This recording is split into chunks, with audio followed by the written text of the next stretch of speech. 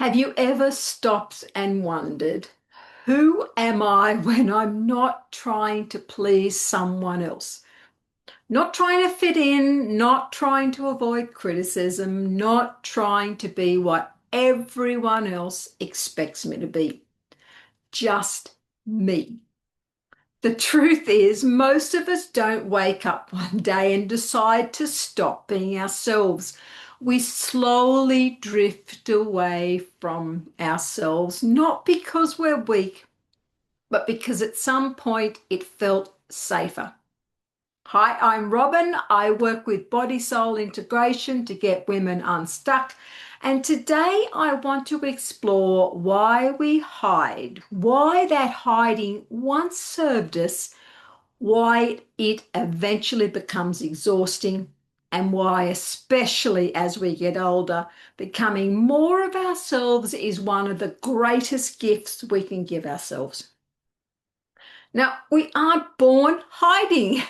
Think about young children. They laugh loudly, they cry openly, they dance without caring who's watching. They ask uncomfortable questions. They wear whatever they feel like wearing. They don't spend hours wondering what people think. Somewhere along the way, life teaches us differently. Don't be too emotional. Don't be too loud. Don't stand out. Be realistic. People won't like you. And little by little, we stop asking, who am I? And start asking, who do I need to become so people will accept me? That question changes everything for us. Now, looking back on my life, there have been plenty of times when I have changed myself to fit in, particularly during my schooling. What I wore, how I acted, what I said, and these were probably the times that fitting in meant more than being me. I was lucky enough that I fell in with a group of friends who let me be myself, accepted me for who I was, and life became a whole lot easier and liberating.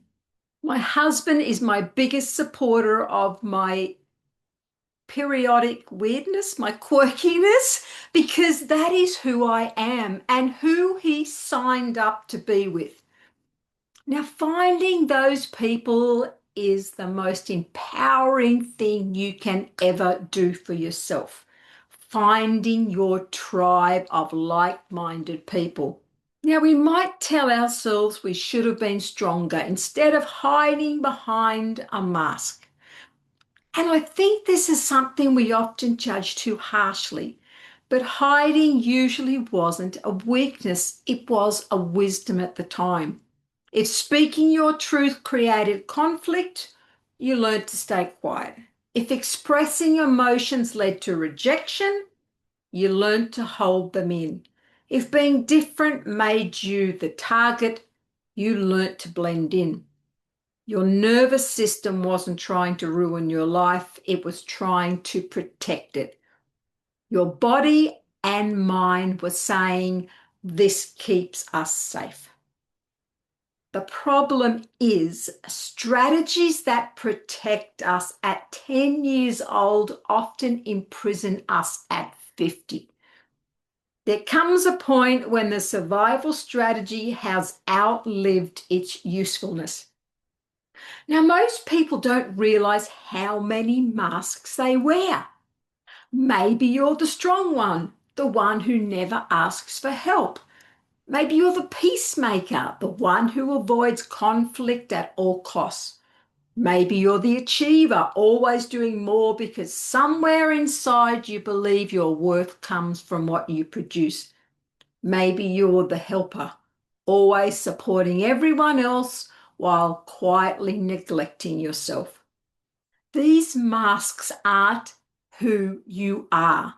They're adaptations, they're roles you learnt because they worked. But the question becomes, do they still serve the life you're trying to create today?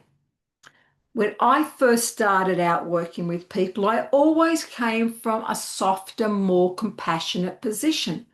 I wore the healer mask, a role that helped but did not seem too out there.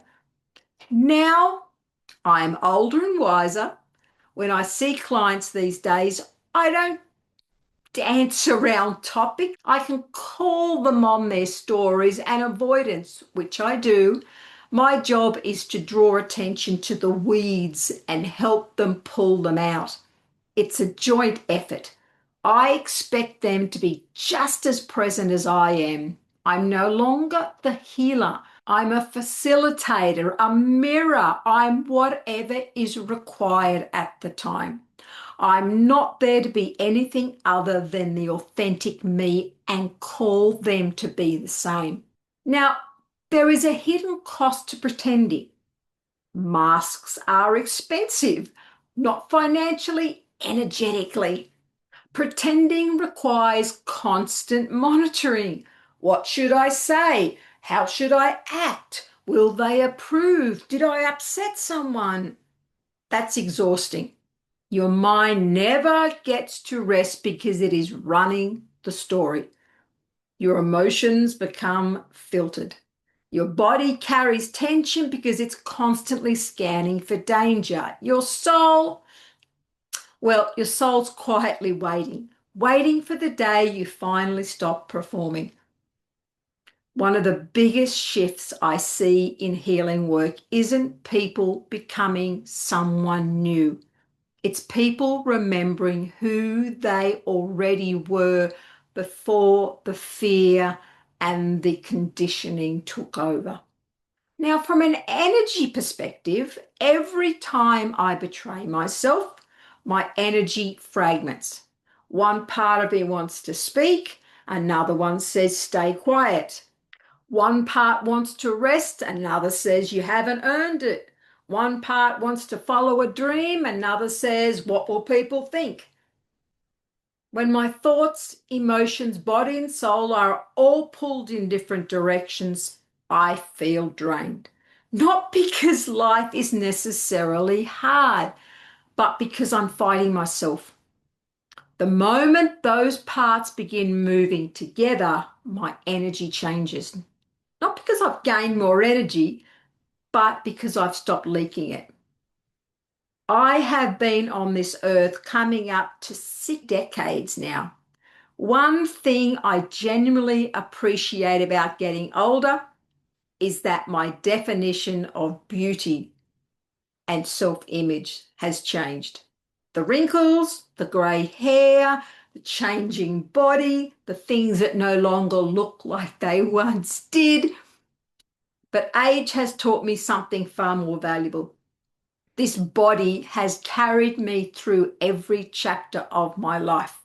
It has healed, recovered, protected me, held my emotions, allowed me to love, create, work, laugh, cry, and grow. Instead of constantly asking, how do I make my body look younger?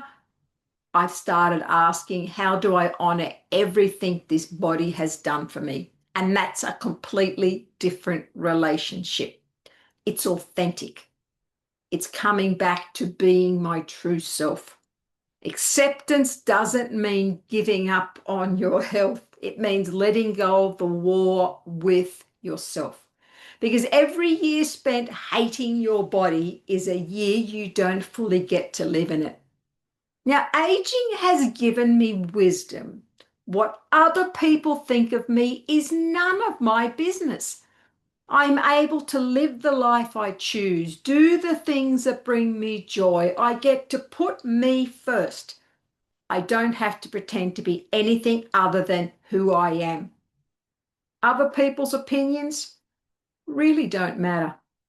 And the biggest learning has been the more you embrace who you truly are, living your own life, saying the things that need saying, the more people admire and respect you. Go figure. When we're younger, we tend to get caught in the comparison trap that convinces us that there is one right way to live, one right body, one right career, one right relationship, one right spiritual path. But life doesn't work like that. The qualities that make you different may actually be the reason you're here. Maybe you're quieter than everyone else. Maybe you're more sensitive. Maybe you ask questions others don't. Maybe you've always felt like you didn't quite fit. What if that's not a flaw? What if that's your contribution? We don't need more people copying each other. We need people who have the courage to become themselves. What age really gives you? Now, something beautiful happens for many people after 40, not because life suddenly gets easier, but because something inside begins to shift. You get tired. Tired of pretending, tired of people pleasing, tired of explaining yourself, tired of chasing approval. And one day you realize the people you spent decades trying to impress really don't matter. And we're usually too busy worrying about themselves anyway. That is an incredible feeling because you stop asking, what will people think? And start asking, what feels true for me? That question changes your relationship, your work, your health, your boundaries, your peace with yourself. Being authentic doesn't mean everyone will like you. This is important. Being true to yourself doesn't guarantee everyone will understand you. Some people prefer the version of you that never challenged them. Some people like the version of you that always said yes.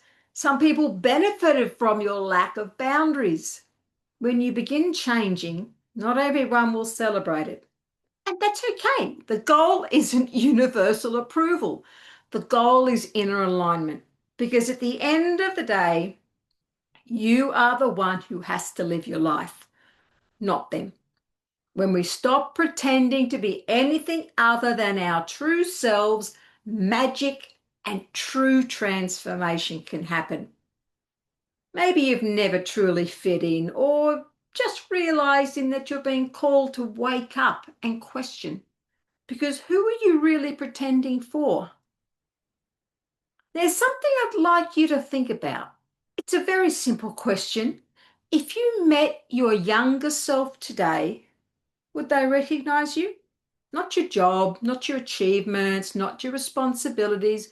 Would they recognize your joy, your curiosity, your courage? Or would they wonder where those parts disappeared to? Because maybe being yourself isn't about creating someone new. It's about removing everything that convinced you that you had to become someone else. Now, here's your challenge for this week. Notice every moment you shrink yourself, every time you apologize unnecessarily, every time you stay silent when you want to speak, every time you say yes when your whole body is saying no. Don't judge it, simply notice it. Awareness is where change begins. Then I want you to ask yourself one question. If fear wasn't making this decision, what would? That one question can begin reconnecting your body, your emotions, your mind, and your soul. Maybe not overnight, but one choice at a time. Being true to yourself isn't selfish. It isn't arrogant.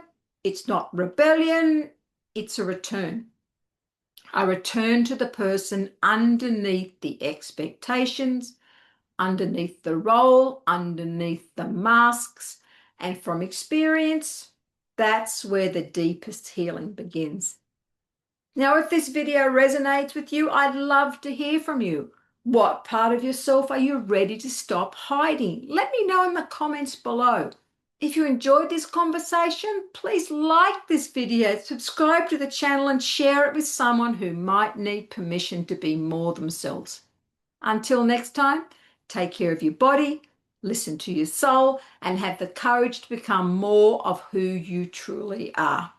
and I'll catch you on the next video.